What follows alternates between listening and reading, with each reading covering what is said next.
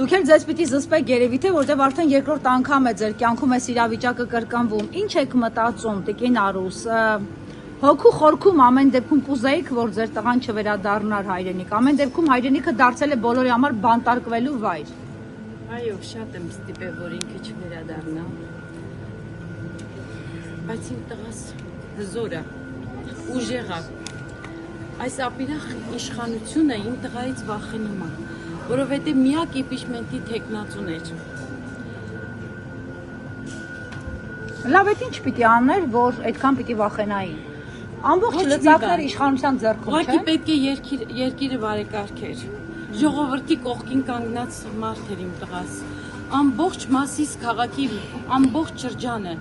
համայնքը բոլորը այստեղ են, դրսում, գոռում են, պահանջում են, արցախցիները բոլորը մի շաբաթային զանգահարում են, ասում են մենք պիտի մեր քաղաքապետին, մեր համայնքապետին փրկենք։ Ինքն է միակ մարդը, որ մեզ ընդունել է, տեղավորել է բոլորին։ Դրանք էլ իշխանությանը դուր չեկավ։ Եթե իշխանությունը դուրս է եկեղեցու դեմ,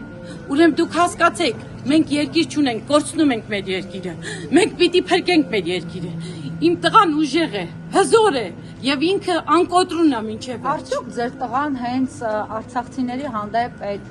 ջերմությամբ, հոգատարությամբ նաեւ չգրգռեց իշխանությանը,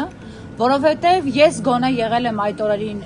իր հետ աշխատանքի մեջ եւ արդեն 8-րդ, 10-րդ օրը նոր պետության ներկայացուցիչը, այն էլ շատ ցածր մակարդակի ներկայացուցիչներ, իրենց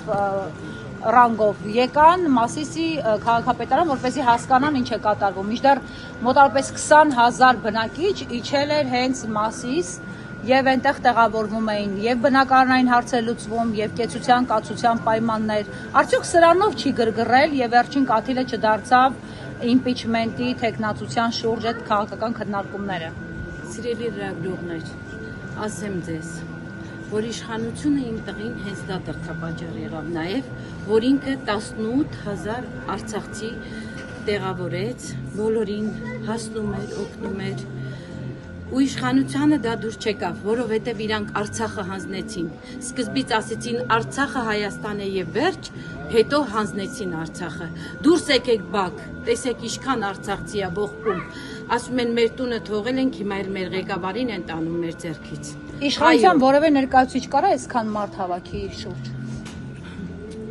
Ճիշտն ասած ստիպողական կարող է, ես տեսա Օհանավանքում իրանք ինչեր էին անում,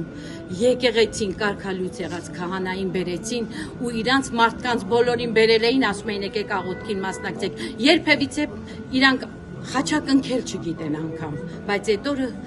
նաև ծնկի էին եկել։ Լավ, հիմա մտածում եք ձեր տղան ի վերջո այն մնացած 4 տարին էլ կնստի, թե դուք հավատում եք, որ փոփոխություն կլինի եւ ձեր տղան դուրս կգա բանտից, ձեր ձևակերպման պատասխան։ Իմ տղան Աստծո զավակ է։ Աստված իրան պահապան է լինելու։ Հպարտ եմ փառք Տիրոջը, որին բալաս թեկուզ եւ նեղ տեղը գնալու է։ Իրանք դա ուզում են,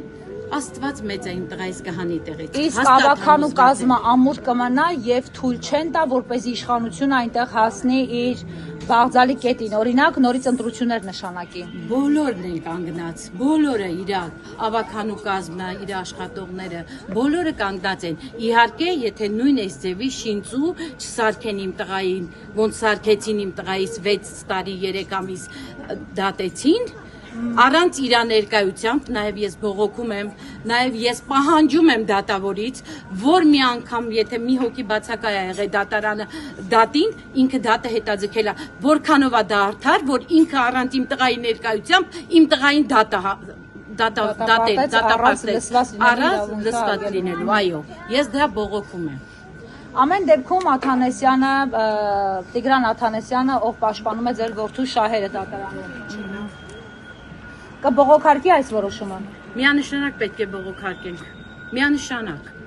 Բոլորս իր ամբողջ համայնքը կանգնած ասում են մենք պահանջում ենք մեր համայնքապետին ու բոլորս պետք է բողոքարկենք, նաև փաստաբանները, բոլորը պետք է բողոքարկեն։ Սա անհիմն շինծու կարգավորված բան է։ Ձեր ընտանիքի հանդեպ քրեական հետապնդումները սկսել են հենց 18 թվականից։ Այո, 18 թվականից։ Եվ բազմաթիվ, այսպես քրեական գործերով։ Կարծում եք Դավիթի կալանավորումով, Համբարձումյանի կալանավորումով դադար կառնի իշխանությունը ձեր ընտանիքի հանդեպ ոտնձգությունների իմաստով, այսինքն քրեական ոտնձգությունների։ Չեմ հավատում։ Այնքան բան եմ տեսել, չեմ հավատում։ Շնորհակալություն, ձեզ համբերություն։ Մերսի։